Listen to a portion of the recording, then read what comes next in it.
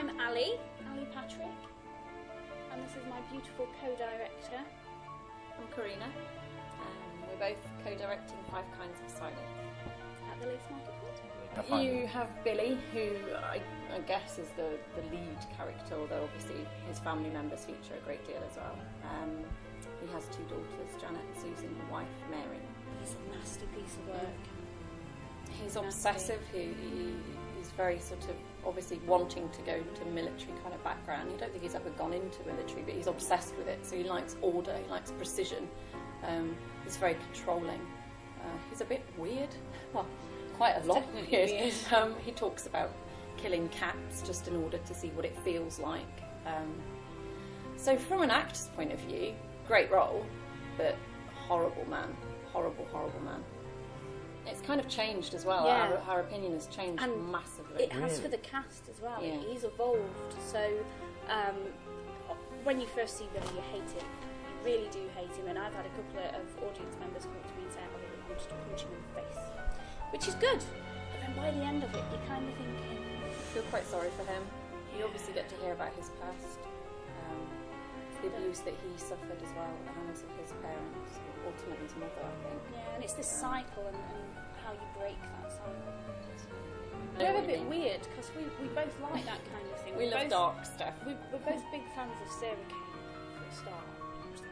And Sarah Kane's a writer from the 90s who was a very, very troubled young woman, and she wrote a lot about death and suicide, and she killed herself. Her final play, Psychosis 448, was actually, it's now been dubbed the Suicide Note because it was the last thing she ever wrote before she committed suicide. So it's all very dark, and we like that kind of thing. We're quite into in-your-face theatre, so that's what this has been inspired by. Really, we've made it very in-your-face, from the way that the seats are arranged. They're very close. The confined space, acting space for the actors. It's very it's very disturbing.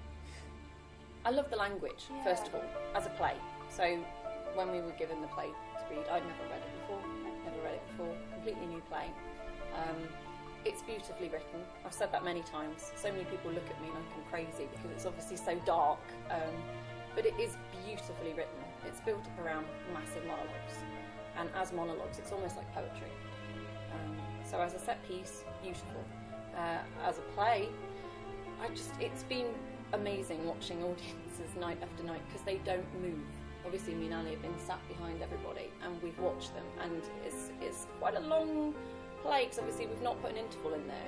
It's just about an hour 20, and they literally do not move, these audience members. They just sit there fixated wondering what's going to happen on the edge of your seats, and to be honest, so are we.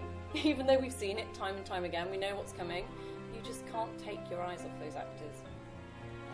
Probably the way it's written, I don't know, maybe the way it's performed, probably a mixture of everything, but it's kind of like you're on the outside. It's like you're peeking through their window.